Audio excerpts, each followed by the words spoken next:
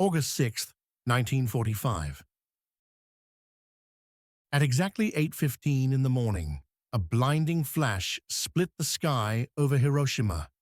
In seconds, an entire city vanished beneath a rising column of fire. Tens of thousands were gone, instantly. For the first time in history, one bomb had the power to destroy an entire civilization. And behind that moment stood one of the most secret, complex, and consequential undertakings in human history: the Manhattan Project. The story of the Manhattan Project begins not in a military base, but in the quiet corridors of science, years before the war even reached its peak. In 1938, two German chemists, Otto Hahn and Fritz Strassmann, made a discovery that would change the world. They split the atom of uranium. When they bombarded uranium with neutrons, they found that it divided into smaller atoms, releasing an enormous amount of energy. They had discovered nuclear fission. At first, this seemed like an interesting scientific phenomenon, but a small group of physicists realized what it could mean. If a chain reaction could be controlled and sustained, it could unleash energy on a scale never before imagined, perhaps powerful enough to create an entirely new kind of weapon. Among those who understood the danger was a physicist who had fled Nazi Germany, Leo Szilard. He had already imagined a weapon based on chain reactions, and he feared that Hitler's scientists might be working toward the same goal. Szilard sought help from another refugee physicist, Albert Einstein. Einstein, one of the most famous scientists in the world, had little interest in weapons, but he shared Szilard's fear. Together, they wrote a letter to U.S. President Franklin D. Roosevelt, warning that Germany might be attempting to build an atomic bomb. The letter was delivered to Roosevelt in October 1939. Within weeks, the United States began funding research into uranium and fission reactions. It was a small effort at first, but it would grow into something beyond imagination. As the war spread across Europe and Asia, reports confirmed that German scientists were continuing their nuclear studies. By 1942, the U.S. government made a decision. The project to develop an atomic bomb would move from theoretical research to full-scale development. It was given a deliberately ordinary name to hide its purpose: the Manhattan Engineer District, or simply the Manhattan Project. The man chosen to lead it was General Leslie Groves, a strict, pragmatic military engineer who had previously overseen the construction of the Pentagon. Groves was not a scientist, but he was known for his ability to build large, complex operations quickly and efficiently. He needed a scientific director, someone who could unite the best minds in physics, chemistry, and engineering. His choice was J. Robert Oppenheimer, a brilliant but relatively unknown theoretical physicist from the University of California, Berkeley. Oppenheimer was intellectual, intense, and unorthodox. He read Sanskrit, quoted poetry, and thought deeply about philosophy. But Groves saw something others didn't: the ability to inspire scientists and drive them toward an impossible goal. Together, Groves and Oppenheimer began assembling what would become the most extraordinary scientific team in history. By 1943, Los Alamos Laboratory was established in the remote desert of New Mexico. It would be the heart of the Manhattan Project, where theory would meet reality. Meanwhile, two other massive facilities were built: Oak Ridge, Tennessee, to produce enriched uranium, and Hanford, Washington, to generate plutonium. Each site was enormous. Entire towns were built almost overnight. By the end of the war, the Manhattan Project employed more than 130,000 people at a cost of nearly $2 billion. the equivalent of tens of billions today. And yet, most of the people involved had no idea what they were working on. Machinists, typists, guards, and construction workers, all sworn to secrecy, labored around the clock to produce mysterious materials for an unnamed special project. At Los Alamos, Oppenheimer brought together a constellation of the world's greatest physicists: Enrico Fermi, Niels Bohr, Richard Feynman, Hans Bethe, and many others. They lived and worked in isolation, surrounded by barbed wire and military guards. Every letter they sent was censored. Every calculation was classified. The desert became a world of secrecy and of genius. Feynman later recalled that the scientists felt both exhilarated and uneasy. They were doing the most exciting physics of their lives, yet they understood what the outcome would be: a weapon of unprecedented destruction. Still, the race was on. If they did not succeed first, Germany might. By late 1944, the Allies began to realize that Germany's nuclear efforts had stalled. But by then, the Manhattan Project had gained unstoppable momentum. Too much had been built, too many people involved, too much secrecy to simply stop. And the work at Los Alamos had reached a turning point.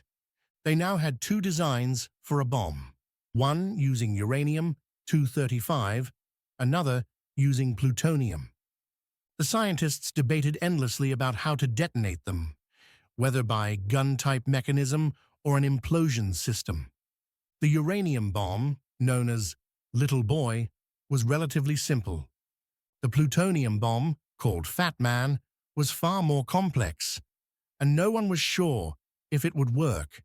To prove it, they would need to build and detonate one dash dash, the first atomic explosion in human history. And so, in the early months of 1945, preparations began for a test in the barren desert of New Mexico. They called it Trinity. The world was about to enter a new age, and no one could predict what would come after.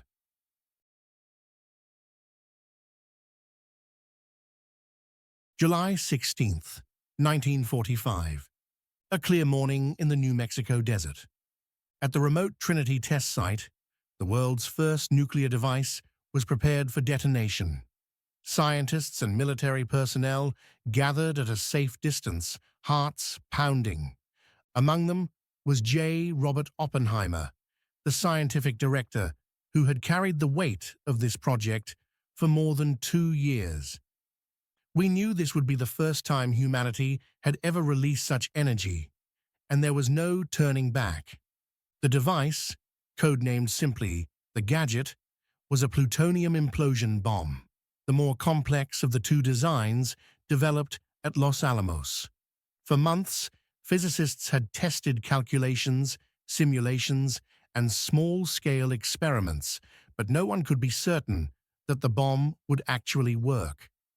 At 5:29 a.m., the countdown began. Every second stretched endlessly. The desert was silent except for the soft hum of instruments, the shuffling of papers, and the occasional nervous cough. Then, at 5:30 a.m., the world changed. A blinding flash, brighter than 1,000 suns, filled the sky.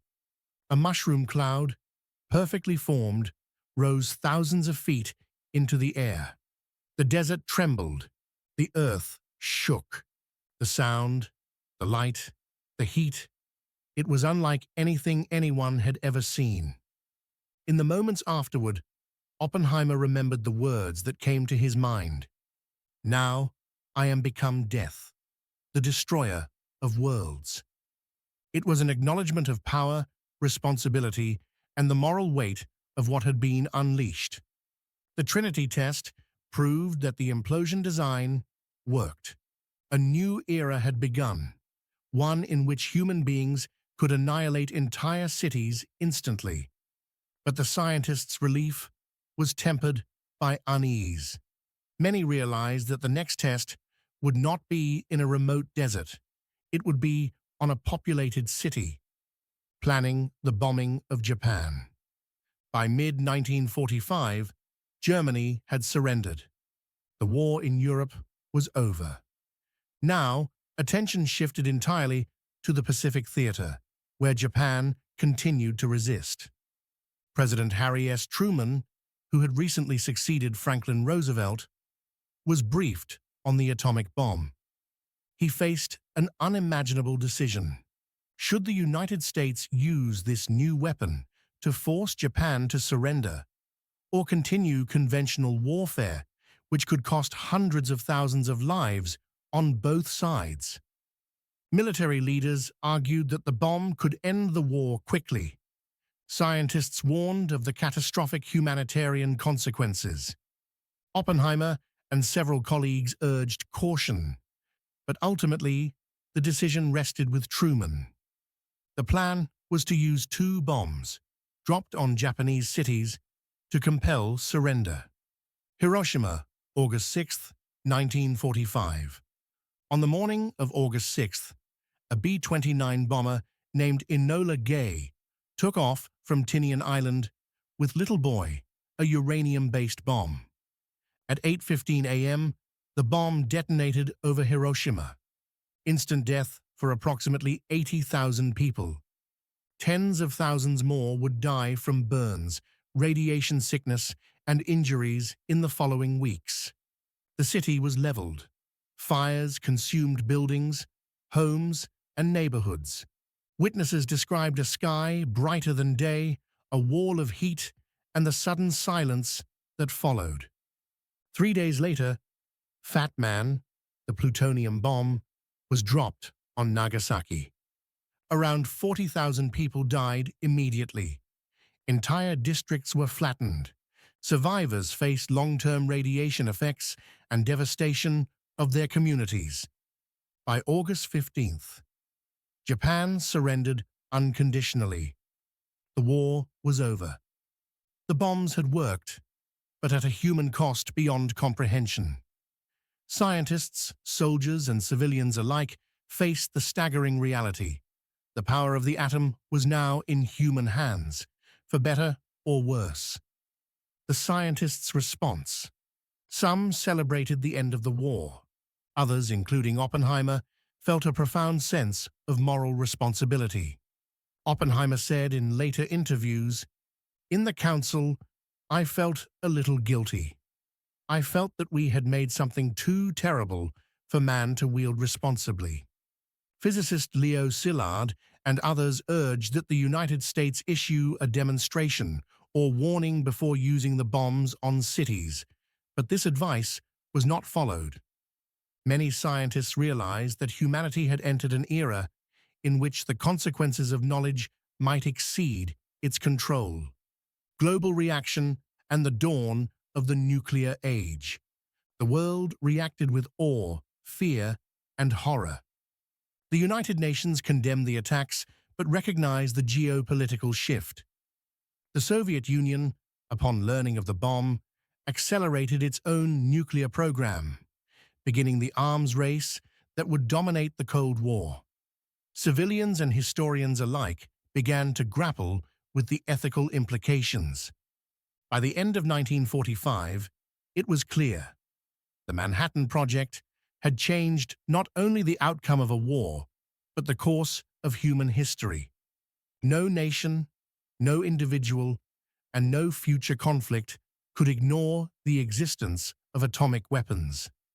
And so, the project that began as a secret research effort in quiet laboratories had culminated in an event of unparalleled magnitude, one that would define the mid-20th century and beyond. With the surrender of Japan, the Second World War officially ended. The Manhattan Project had fulfilled its immediate goal, a swift end to the war. Yet the conclusion of hostilities did not bring relief or certainty. Instead, it introduced a new era, an era in which human beings could wield power beyond imagining. The legacy of the bomb. The atomic bomb transformed geopolitics. The United States now possessed an unparalleled weapon.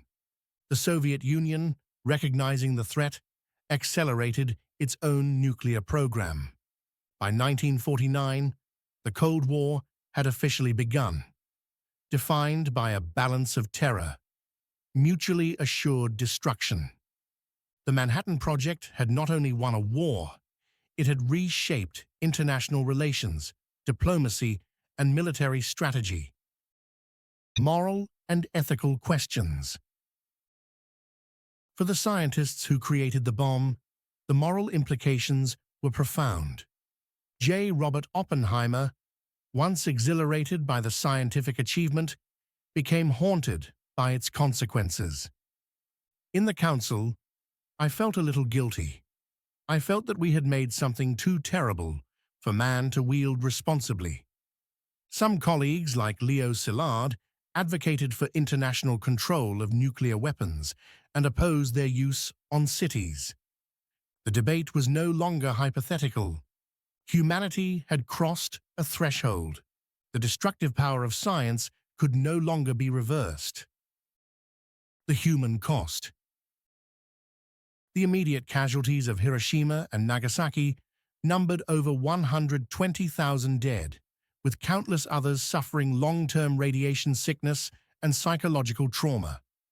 The survivors, Hibakusha, became witnesses to an unprecedented catastrophe. Their stories, testimonies, and photographs served as somber reminders of what had been unleashed. The atomic bomb forced the world to confront an uncomfortable truth. Technological progress, however brilliant, carries responsibility. Scientific achievement and responsibility. Despite the horror, the Manhattan Project also marked a pinnacle of human ingenuity. It demonstrated the ability to organize vast resources, integrate scientific disciplines, and achieve what had once seemed impossible. It showed that collaboration between scientists and engineers, under pressure and secrecy, could produce world-changing results. Yet the project also posed an enduring question. Can the same knowledge that saves lives also destroy them? For decades, this question has defined nuclear policy, arms control treaties, and the broader ethical debate about scientific responsibility. Reflections on the Atomic Age. The Manhattan Project teaches us that history is rarely simple. It is a story of brilliance and ambition, of courage and fear. It is a story of unprecedented destruction, but also of lessons learned about the fragility of human civilization. From the deserts of New Mexico to the cities of Japan, the atomic bomb reshaped the 20th century. It reminded humanity of a profound truth. Knowledge alone is not enough. How we choose to use it defines our legacy. Today, we live in a world shaped by that choice. The Manhattan Project was not just a military achievement, it was a turning point in human history. It ushered in the nuclear era, forcing nations, leaders, and citizens alike to reckon with the power of human ingenuity and its consequences. As we remember Hiroshima, Nagasaki, and the scientists who built the bomb, we are reminded, with great knowledge comes great responsibility.